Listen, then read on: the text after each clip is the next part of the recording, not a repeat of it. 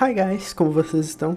Essa semana a gente retorna com os vídeos, porque na semana passada estava um pouco complicado, principalmente por conta que a gente teve algumas provas e atividades dentro da faculdade e me fizeram dar uma pausa no canal por enquanto.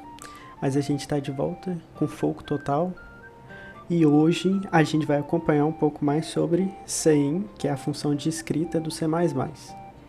Bora lá?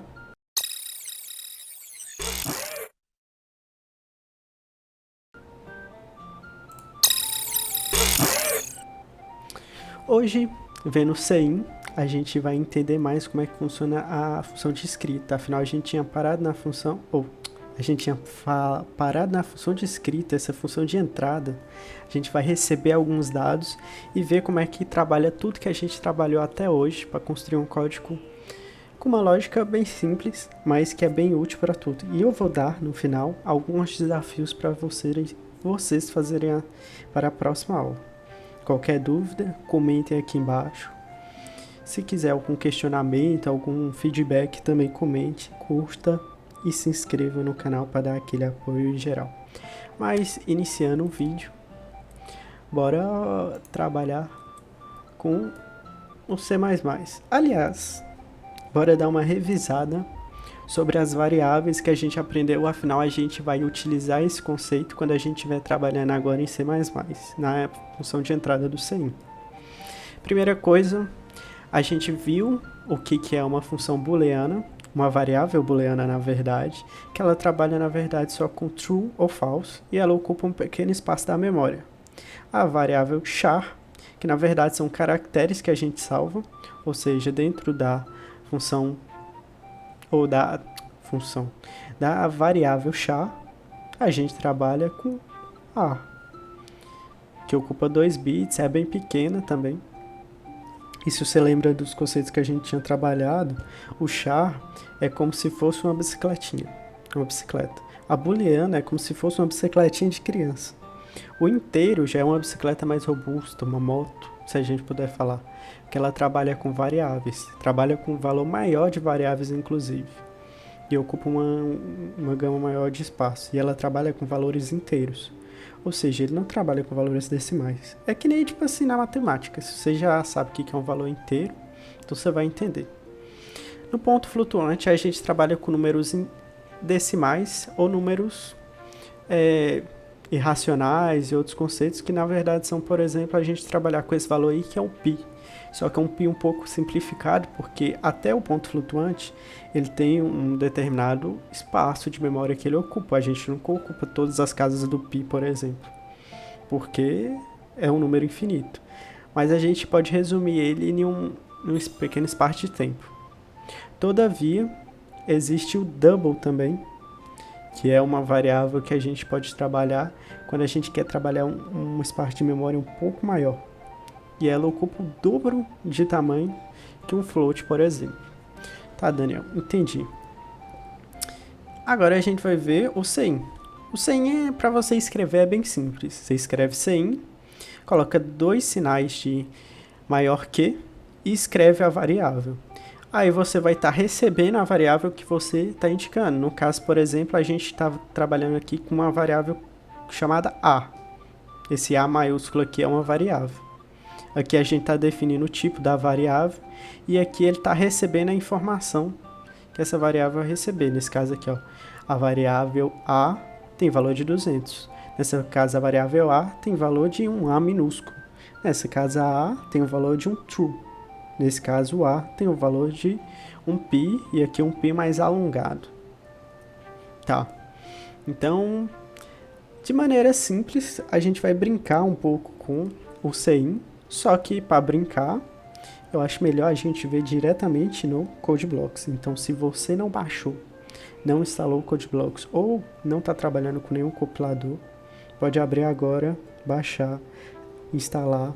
E se você não sabe como, volte nos vídeos anteriores que a gente explica inclusive como funciona os conceitos básicos, além de como baixar e instalar de maneiras bem simples e práticas. Além de a gente dar inclusive outros interpretadores que você pode trabalhar inclusive na web. Então, bora lá dar sequência. Bora pro CodeBlocks, pau na máquina. Aqui no CodeBlocks a gente vai ver um código simples que a gente vai trabalhar com conceitos nas quais a gente já vem aprendendo. Inclusive, por exemplo, a gente viu a estrutura básica de um código de C++ e eu vou dar um resumo aqui bem prático. Aqui a gente tem as estruturas de pré-processamento com essa hashtagzinha aqui e introduzindo, dando um include, a biblioteca iostream, que na verdade é com a que a gente vai trabalhar com o cout, que dá funcionalidade ao cout, e outras funcionalidades, o cin também, o endline e outras funcionalidades que vêm em conjunto com C++. Aqui a gente tem a função principal, a função main, que é ela que vai rodar o código inicial. E a primeira coisa que a gente vai fazer para iniciar um conceito de boas práticas é o quê? Iniciar a declarar todas as variáveis que a gente vai utilizar no programa no início do código. Depois a gente tem a entrada de informações. Só que para a entrada de informações a gente primeiro está conversando com o usuário e muitas vezes o usuário não sabe o que ele quer. Então, se a gente vamos imaginar que a gente está somando dois números, a primeira coisa que a gente vai fazer é perguntar para o usuário ou mandar ele digitar um número qualquer. E aqui nesse caso é digite o primeiro número. E aqui a gente tem a variável que aqui a gente definiu como se fosse um inteiro, num1, e aqui a variável num2. E a gente fez a pergunta com um cout. Se você não sabe o que é um cout, na aula passada a gente falou. Então dá uma confere lá. E aqui a gente trabalhando com a variável, buguei aqui, com a função cin que a gente está trabalhando nessa aula, que é como a gente explicou, cin, dois sinais de maior que e a variável na qual eu quero salvar, nesse caso era 1. Aqui eu vou perguntar qual o valor número 2 que ele quer somar, dá um cin para receber essa variável, e aqui tem que eu dei um cliquezinho aqui para ele resumir. E aqui tem a parte de processamento, ou seja, eu pego a informação, salvo na memória, no caso ele está salvando na variável num1, uma variável do tipo inteiro, e aqui eu vou processar essas informações.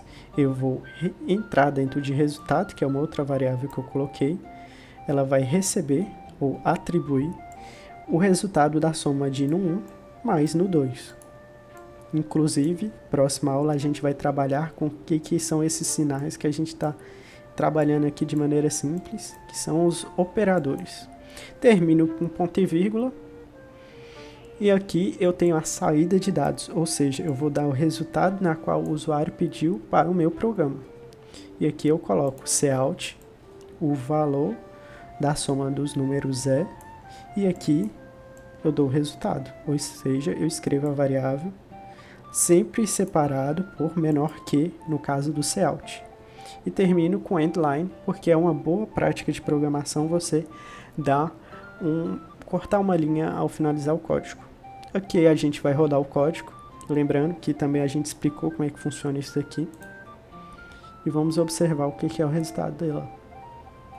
Está carregando o código, rodando, vamos digitar um número. Primeira soma que a gente vai fazer, 10. O segundo número que a gente vai somar, 13. A soma dos dois números, 23. Tudo certinho. E aqui a gente pode brincar com o código, colocar aqui, ó, colocar o número para diminuir. Agora eu vou colocar aqui. Digite o primeiro número, 10. Se diminuir com 13, menos 3. Você viu que o código roda bem. Ah, Daniel, mas eu quero trabalhar com números que tem casas decimais e tudo. Então lembre-se que você tem que alterar aqui, ó, na variável, colocar um float. E lembre que você vai ter que alterar durante todo o código, inclusive das 3 variáveis, para trabalhar. Porque, por exemplo, eu vou trabalhar aqui com só as variáveis de entrada, mas vou colocar um inteiro aqui. O resultado final, o resultado que está sendo mostrado, ele vai ser mostrado como valor inteiro. Então, por exemplo, se eu colocar aqui, ó, 13 10.4. Isso eu marco um 10.2. Ele vai dar o resultado inteiro. No caso aqui, o resultado daqui da operação, que no caso era uma divisão, uma subtração, uma divisão, vai faltar o valor inteiro. Então tem que sempre atentar a colocar todas as variáveis sempre no mesmo resultado que necessita o código, com as necessidades do código, de acordo com as necessidades do código. Então aqui, ó, 6.7 menos 5.3. E aí dá o valor desejado de acordo com a operação. Tudo certo? Então, aqui acabando a brincadeira com as funções, com as aplicações que a gente vai ter, eu vou dar um desafio para vocês, que é vocês fazerem a média aritmética de 3 números e dar o resultado aqui.